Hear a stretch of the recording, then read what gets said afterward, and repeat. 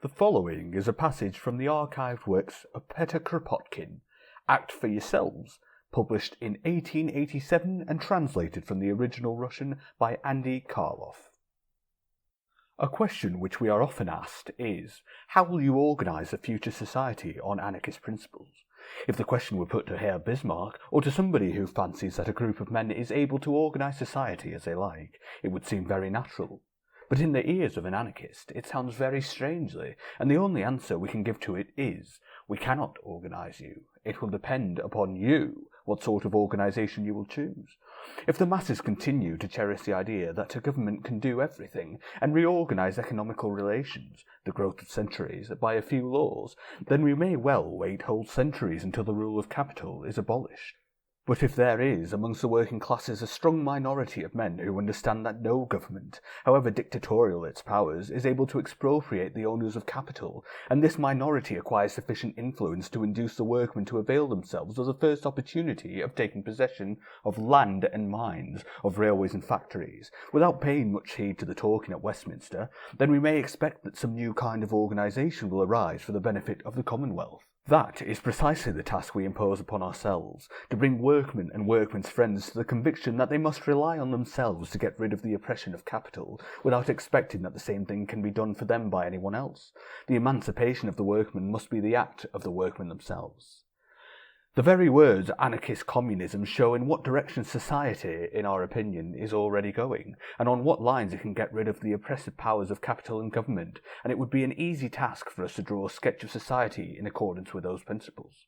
But what would be the use of such a scheme if those who listen to it have never doubted the possibility of reorganising everything by homeopathic prescriptions from Westminster, if they have never imagined that they themselves are more powerful than their representatives, and if they are persuaded that everything can and must be settled by a government, most men having only to obey and never to act for themselves?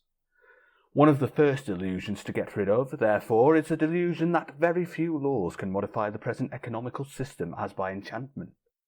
The first conviction to acquire is that nothing short of expropriation on a vast scale, carried out by the workmen themselves, can be the first step towards the reorganisation of our production on socialist principles.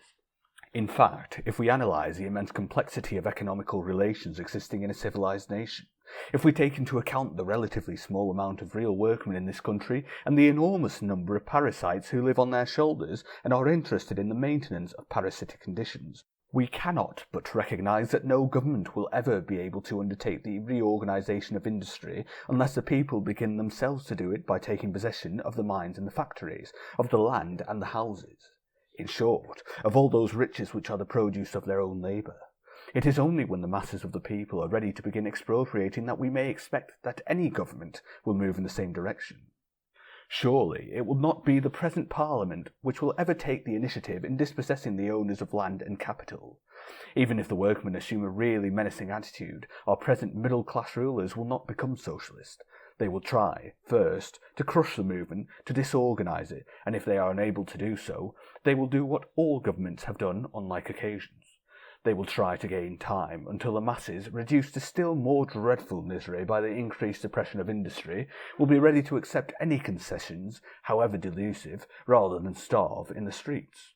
To expect that socialist workmen will have a majority in Parliament is, again, to cherish a naive and vain delusion. We shall have long to wait before a socialist majority is created in this country. But the thousands reduced to starvation by the enormities of the present social system cannot wait, and even if they could, events will be precipitated by partial conflicts. Last winter we saw the whole of one of the mining basins in Belgium in open rebellion against capital. A few months ago we were very near to a general outbreak of workmen in some parts of the United States, and although the treachery of a Powderly, the chief of the Knights of Labour, may have paralysed the outbreak, everyone in the United States, even the most stubborn politician well understands that another time a Powderly may be powerless, especially in presence of the most provocative attitude of the middle classes, who never fail on such occasions to increase the ranks of the discontented and to intensify the discontent. The social question will be put to Europe in all its immensity, long before the socialists have conquered a few seats in Parliament, and thus the solution of the question will actually be in the hands of the workmen themselves. They will have no choice. Either must resolve it themselves or be reduced to a worse slavery than before. Under the influence of government worship, they may try to nominate a new government, instead of the old one which will be sent away, and they may entrust it with a solution of all difficulties. It is so simple, so easy, to throw a vote into the ballot box and to return home. So gratifying to know that there is somebody who will arrange your own affairs for the best, while you are quietly smoking your pipe and waiting for orders which you have only to execute, not to reason about. An admirable way, indeed, to have your affairs left as they were before, even if you are not cheated by your trustees. History is full of such examples. The revolted people of Paris in 1871 also nominated a government, and hoped that this government, which consisted, in fact, of the most devoted revolutionists belonging to all sections of the revolutionary world, all men ready to die for the emancipation of the people, would settle everything for the best. They did the same thing at Paris in 1848, when they chose a provisional government by acclamation, and expected that this government, which also consisted of honest men, would resolve the social question.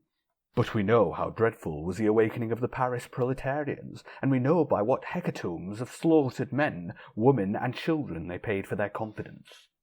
There was, however, another epoch, when these same Frenchmen acted in another way. The peasants were serfs before 1789, in fact, if not by law. The land of their communes had been enclosed by landlords, and they had to pay these lords every possible kind of tax, survivals of, or redemption for, feudal service. These peasants also voted in 1789 and nominated a government, but as they saw that this government did not respond to their expectations, they revolted. In fact, they did so even before they saw their government at work.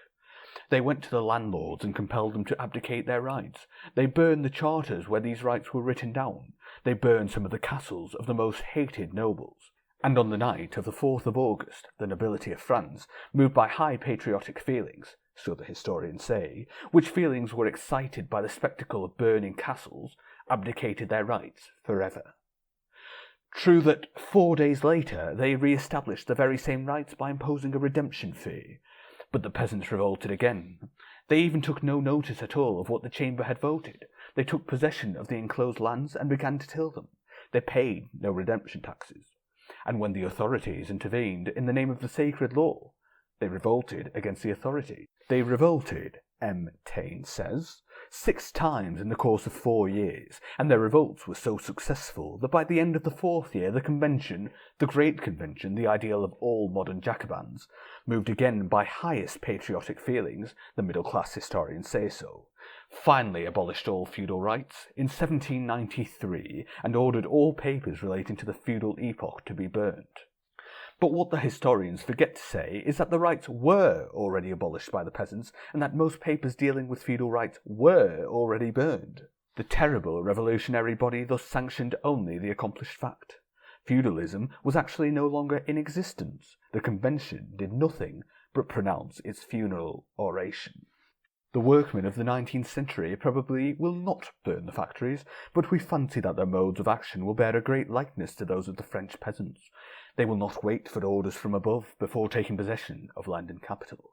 They will take them first, and then, already in possession of land and capital, they will organise their work. They will not consider these things as private property. It would be impossible in the present, complicated, interwoven and interdependent state of our production. They will nationalise them. End of passage.